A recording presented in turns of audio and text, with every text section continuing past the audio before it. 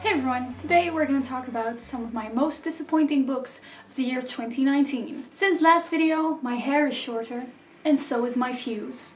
I read a lot of really great books this year. I have an entire video if you were wondering what my favorite books of the year were. But today we're going to talk about the books of the year that I'm most disappointed by, that I thought weren't as great. Basically just the books that I have the most criticism on, which means two things. First, there are a few books on this list that I did actually end up enjoying. I just have specific reasons that these books really disappointed me, that I have criticism on them, and that's why I still want to talk about them in this video. And secondly, there are a few books that you can see if you follow me on Goodreads that I also rated like 2 stars this year that I'm not going to be talking about in this video because I simply have nothing more articulate to say about them other than they just weren't really for me. This video is going to be me giving some criticism, getting a little angry about things that really disappointed me, and I'm trying my best to be eloquent about it. That's probably not going to happen. Most of these books, I really don't hate them, I just have some gripes with them. There's some things that really grinded my gears with these books. So let's jump into it. The first 2 books that I want to talk about are books that I did actually end up enjoying, that I did give 3 stars, which for me is a positive, averagely positive rating, but I just have like some gripes. Also, I did realize that somehow I don't own any of the books that I disliked this year, so that's a good thing. It's just a complete coincidence that these books I happen to have gotten from the library or lent from someone else. So the first book on this list is a little sad because I really loved the first book, but the second book was just a disappointment, and that is Wildcard by Marie Lu. This is the second book in the duology that starts with Warcross, which is just an awesome action-packed series with virtual reality games and a cool bounty hunter main character that's really great at programming. Freaking cool concept. The reason the second book disappointed me is because it didn't feel like a great sequel to Warcross, much less a great conclusion to a duology. And the reason why that is because the book just takes a completely different turn that leaves behind all the great things about the first book. At the end of the first book, we are left with a very interesting ethical dilemma that I won't spoil, that according to me could have easily carried the entire plot of the second book, but instead it's just kind of left behind after a few pages into Warcross. And in essence, we spent the entire book figuring out the mystery, the backstory of the antagonist of the first book, which is interesting in itself. This is the reason that I gave the book 3 stars, because I was on the edge of my seat all the time, but also as a consequence, it means that the entire book is basically just exposition. Our cool main character that I loved so much in the first book becomes passive and spends most of the book listening to other people explaining things to her. Also, some of the really great cast of characters that we established in the first book, just like the main character, they barely play any active role in the story anymore. The cool virtual reality game is pushed to the backdrop. So although I did enjoy Wildcard as a book in itself, I think it's weak as a sequel because it just wasted the potential of the great things that Warcross offered us. I do still recommend reading Warcross because that book is really great. Alright, so the second book on this list is also a book that I did end up enjoying, but was extremely disappointed by, and that was Everlist by Sarah Holland. Let me start off by saying what I enjoyed about this book. It's a fantasy story, but it does a really great job at offering you the mystery, which in this case is our main character, whose name I forgot. That's really bad. Jules, that's her name. Okay, so the mystery is our main character Jules, who now lives in the palace of the rich people of this fantasy country, and she's trying to find out the secret that her father has about her deceased mother. And that mystery really carries the book. On top of that, I love any kind of book that adds its own original mythology, which this book does. It has created this whole mythological world around an alchemist and a sorceress, and our main character has to use the knowledge of this folklore to help her defeat the villain.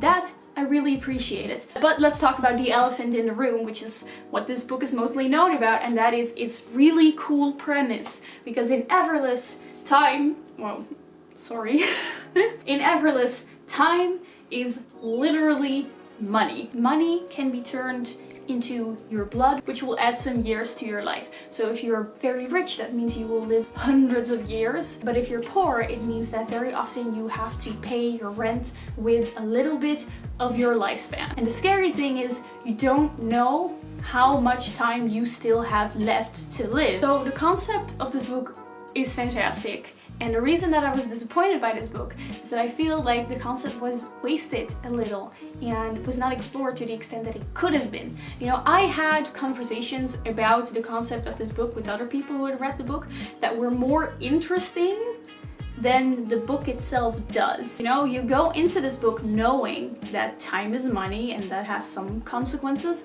and you come out of it knowing exactly that. It just remains a concept. Premise that makes the book sound cool. I would have liked to see how the world has changed its ways around this concept of time being money. You know, I want to know, has this any implications for like the amount of violence? How does this affect how you think about life when you don't know how much time you have left and you could die any moment if you're poor? How does it affect you if you know that you can live hundreds of years? Wouldn't the structures and inventions of this world be completely built around this concept, and how would that look like? Most of the time I was just excited about the concept and not really about the execution of the story. Alright, so next on the list is very controversial. That is The Metamorphosis by Franz Kafka. This is a classic, very well-known book of the man who one day wakes up as an insect, a cockroach-like being. A very cool, interesting concept. The best way that I find to describe this book is claustrophobic, or Kafkaesque, if you will. But I was a little bit disappointed with this, and that is, I think, well, first of all, it's because it's a very short book. It's only 60 pages long, and I know from experience that any book that is less than 100 pages long will never get more than 3 stars because it's simply not long enough to really get in my headspace, you know? But I gave this book 2 stars, and that may be because I had different expectations. What I was expecting when I heard about it being such a like very awkward, pressing story was this book to be about this man who wakes up as a cockroach and then just goes about his life, and it will be about how everyone kind of doesn't react to it, how he is kind of slowly but surely excluded from all social groups, but no one is confronting him directly about it. But instead, the moment that this book went downhill for me was after a few pages his family finds out and they immediately react to it. They get angry, they scream, everyone is like scared of him, obviously, but I was a little disappointed with the fact that it was such an overt reaction. I thought that it was going to be more subtle. It was very out there that everyone now hated him, and I think I would have enjoyed the story a lot more if it was just a little more subtle. Maybe I just had the wrong expectations for this book. I don't know, but I was a little disappointed. So you can now burn me at the stake next to all the other reviewers that are performing sacrilege for not enjoying classic novels. Yeah. Then, next on this list is one that really hurts me to say because this is by one of my favorite authors. And that is City of Ghosts by V.E. Schwab. Now, you all know that I love V.E. Schwab. I love her stories, but this middle grade ghost story series, really, I just felt like it was below her level. V.E. Schwab is really great at writing characters. That's what she's good at. We have our main character who can see ghosts. She travels to Edinburgh with her parents who are ghostbusters, which is a really cool concept. She has a ghost friend who is extremely adorable. Their friendship is great. They give each other ghost high fives, which is so cute. See, the thing here is I really enjoy a middle grade book. And the great thing to me about middle grade books is that they're just super fun and adventurous and all sorts of cool things happening, quirky characters. This book doesn't have those things. First of all, there's a complete lack of supporting characters. You know, our main character and her ghost friend are pretty cool, but then we have a villain who I can only describe as vague, scary ghost lady with red lips. No connection with the main character, not even just like a comedic mustache twirling villain that we love to hate in middle grade books. Just a vague ghost lady. fake ghost lady. And the only other supporting character that we get is such a stereotypical rendering of a British person that it was just kind of embarrassing to read, to be honest. Aside from the embarrassing amount of Harry Potter references that this book gives us, no book should try to ride on the enthusiasm and popularity of another book series. I also thought the plot was a little lackluster. It's just kind of what we already know from ghost stories. You know, they can travel over to the real world, you can see them in photos, things like that. And I really feel like, you know, V. Schwab would have been able to create something really original here. Something with more adventure, more fun stuff, but it all remains very tame. Obviously, if you know my channel, I cannot go without comparing this series to another beloved middle grade ghost story series, which is Lockwood & Co., which in my opinion does have the really cool quirky cast of characters, interesting villains, interesting rendition of the ghost story cliche. So if you want to read a ghost story series, I would recommend you pick up Lockwood & Co. instead of City of Ghosts. Sorry, V. Schwab. I still love you though. The next one on the list is a very controversial one. It's a very widely beloved book. Maybe not on booktube, but in like the rest of the world. I don't know, Bill Gates endorsed it, so then you know that many people are gonna read it, right? And that is Thankfulness by Hans Rosling. I'm just gonna get rid of this now, okay. Again, just like all the other books, I don't hate this book. I very much agree with the main message and statements of this book, which is basically just Hans Rosling stating that people tend to be way too negative about the world when in reality there are a lot of facts that show that we are definitely developing as a world, that we're doing a lot of great things. He tries to teach us some very valuable lessons on how to correctly interpret data and also focus on the progress that we're making as humans. But there were definitely some arguments that he uses that really frustrated me, and I'm gonna talk about that. The main problem that I have with this book is that he doesn't practice what he preaches. One of the best pieces of advice that he gives in this book that really stuck with me is that things can be both bad and better. Often when we hear someone talking about how certain things are going better, people can get a little angry and be like, well, it's still bad, you know, what are you talking about? But the thing is, those things can both be true. The thing is, very often in this book he forgets to talk about whether certain things are bad. I'm going to give one example so that the video will not get too long. So for example, he talks about how much progress we have made with the protection of endangered animals and complains about how annoying it is that activists constantly complain about how everything is going so bad. But he doesn't give the context that one of the biggest problems on Earth right now is the lack of biodiversity and the mass extinction of many species. And I think it's just irresponsible to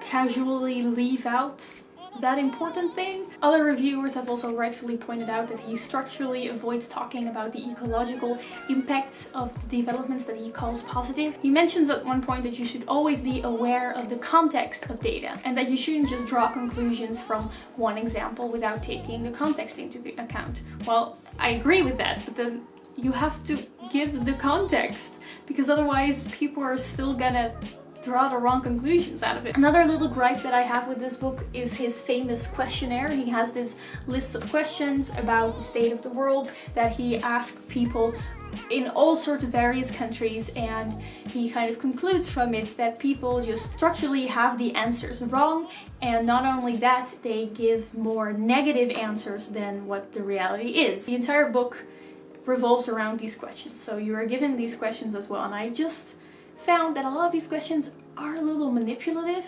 and are made in such a way that it's very probable that you will give a more negative answer, and also that the right answer is also the most positive out of all the multiple choice options. So for example, the first question that he gives is how many girls have finished a primary education, and the options that you get is 20%, 40% and 60%, and the right answer is 60%, which is posed as like, wow, that's really great, you know, it's the most positive possible answer, and most people tend to estimate it to be 20 or 40%. But I'm really just wondering, if only you would ask the question as pick 40%, 60% or 80%, maybe more people would have just guessed 60%. And also, then when the answer is 60%, you see that it's really not that high at all. It just seems to be very high because the other options were even lower. And this happens in pretty much every question that I see. Another different example of a little gripe that I have is the question about whether certain species are less endangered now than 10 years ago. It mentions the black rhino in this question without mentioning that there are 3 types of black rhinos and that he's specifically talking about the 1 out of the 3 that is doing better now. And then he reacts all surprised and a little condescending that so many people get it wrong, even though the western black rhino has been extinct since 2011.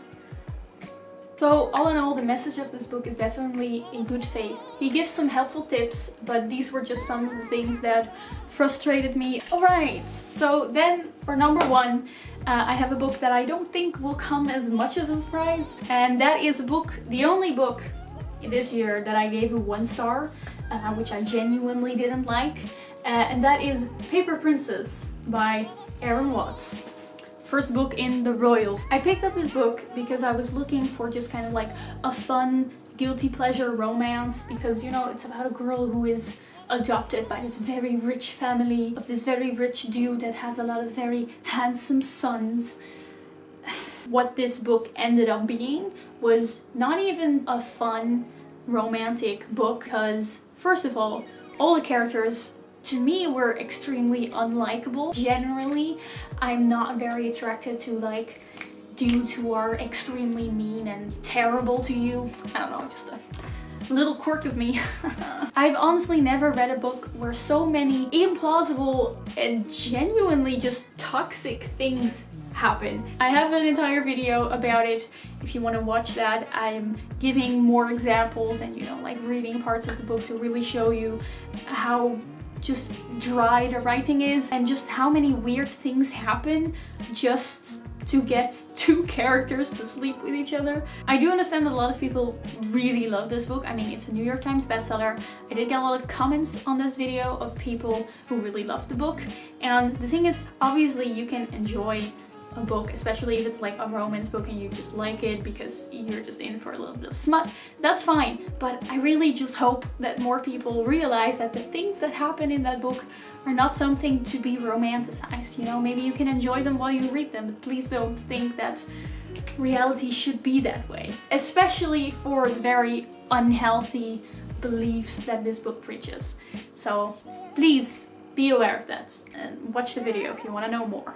So I guess that's it. I love watching these types of videos. I love knowing what people didn't like reading this year, so definitely let me know in the comments what book you didn't like this year and why. Check out my favorite books of 2019 video if you want a little more positive vibes in your life to start off your 2020. Stay awesome, stay nerdy, and stay critical. I don't know why I said that. It sounded like a very cringy slogan. This is not a thing, don't worry. Bye.